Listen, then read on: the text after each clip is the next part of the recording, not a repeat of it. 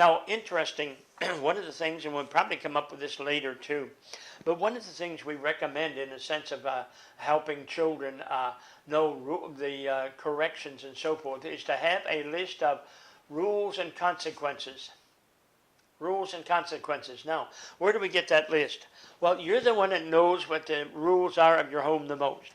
Now, you need to sit down. Remember, we're working spouses together. So father and mother need to sit down and write all of the rules that they need to establish. Okay? Write the rules down that they need to establish. And then put with each one a consequence for breaking the rule. Okay? Now, you're not making this consequence when you're angry because you're not angry now. You're doing it out of logic and reason. One of the problems that happens when we want to discipline a child is that we're disciplining out of emotions, and we're already upset with emotions, and just like the child, those emotions are going to do our thinking for us, and I'm going to ground you for a whole month. And then obviously you're going to have to keep up with that, and you know it's not going to happen, and so a week later, and so your discipline is not going to work. On the other hand, if when you're calm, collective, you know what you want to deal with, what the problem is, then sit down and work the consequence, and you write it down. Okay? Each rule has a consequence if it's broken. Now wait a minute. Each rule has a consequence if it's kept. If you do right by the rules, there's a consequence there, a positive one. Okay? And it doesn't always have to be spending a $10 bill because you did this job and all that. No, it's not the idea of breaking yourself financially, but it's the idea of recognizing the good. How many times have you bawled a child out for not having the room cleaned and so forth, and then suddenly one day you walk in, wow, this room is beautiful, but you never say anything. Remember the child? They never tell me when I do good. They only tell me when I do bad. I'm never going to be good enough. No, you need to accent the good things, even if it's no more than a positive compliment. If you can do something for them as a favor that'll accent it, you're the one that can do that. That's up to you to decide that. But the rule, the positive consequence and negative consequence. Now, when you get angry with a child, remember, they're pushing your buttons. They just did something wrong. You don't want to let your emotions take over your thinking. So what are we going to do? I don't know what to do with this kid. He always does this wrong. He did this. Okay. Bottom line, we already know what you're going to do because you're going to go to the rules. You need to put them on a paper, put them on a poster, and make them available on your refrigerator or someplace where the child will, and have several copies. And when something's wrong, just simply take the child to the rule and let's match the consequence. And when you match the consequence, the child now knows what is expected. Now, with all of this in mind, and incidentally, I've had people say, well, we can never take any more toys. We've taken all the toys from them and all this. Wait a minute. This doesn't bother him. This doesn't bother. Wait a minute. If you do it often enough, if you do it consistent enough, that is, if the discipline is consistent enough, it will get to the point where they are tired of the discipline and they want to do something right. Okay, it will happen in time. But they'll say, well, it won't bother me. You can go ahead and take my TV away from me. You can take my games away. You can go ahead. It bothers them.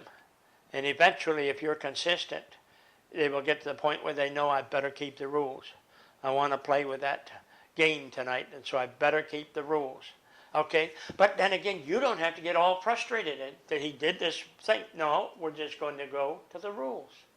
We're going to let the rules do the deciding. You don't have to hear this, but you're a mean mommy, you're a mean daddy. No, the rules are what's taken over. There's another lesson that you're teaching the child. Are you ready for this? There's another lesson. He is responsible for his actions. Excuse me.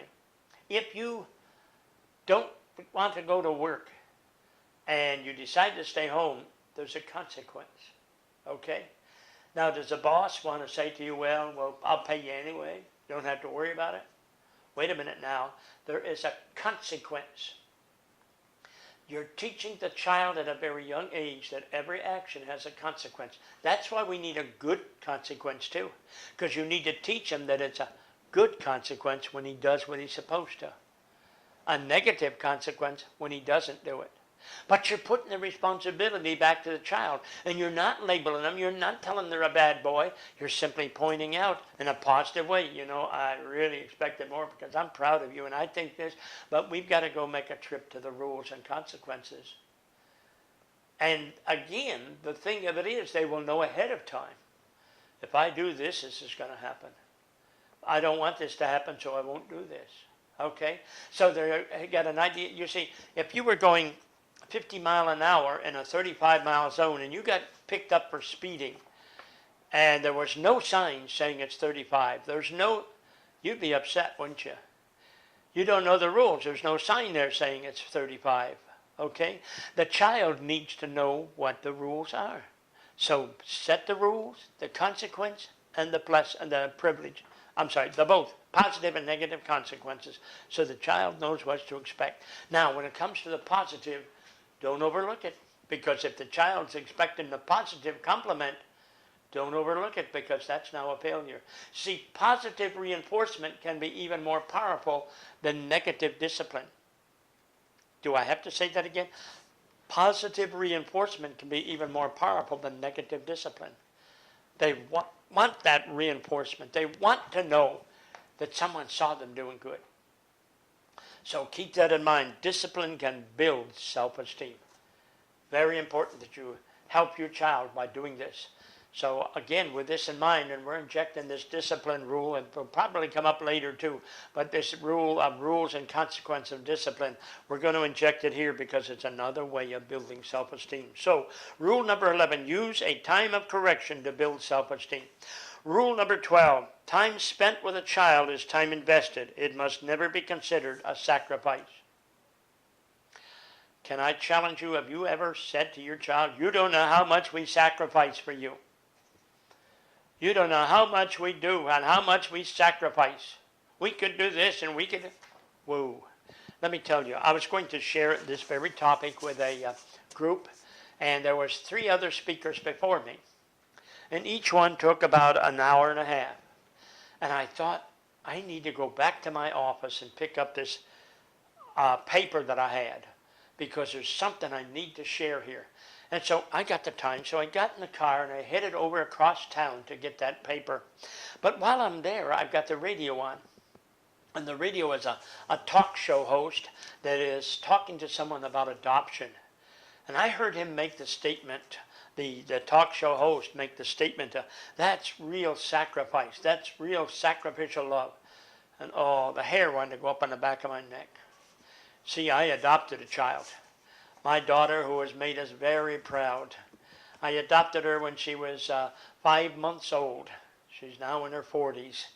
Of course, by the time you view these things over and over, she may be in her 50s. But the bottom line with all of this, I was very proud of her. And I don't consider what I did for her a sacrifice. I consider an investment. You see, when I'm looking at what she's done, she's made me so proud, and it was worth the investment. It wasn't a sacrifice. So don't look at your children as a sacrifice. I've got to sacrifice this, I've got to do without this. No, look at it as an investment that these children are one day going to make you proud.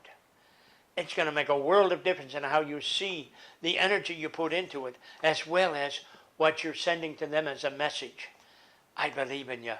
I know you're going to do good. I'm proud of you. So be careful. Do not consider your feelings and your actions and all you go through for the child. Yes, there's times of worries. Yes, there's times of putting in an extra hour and so forth. There's always that possibility, but it's an investment. It's not a sacrifice. So with that again, time spent with a child is time invested. It must never be considered a sacrifice.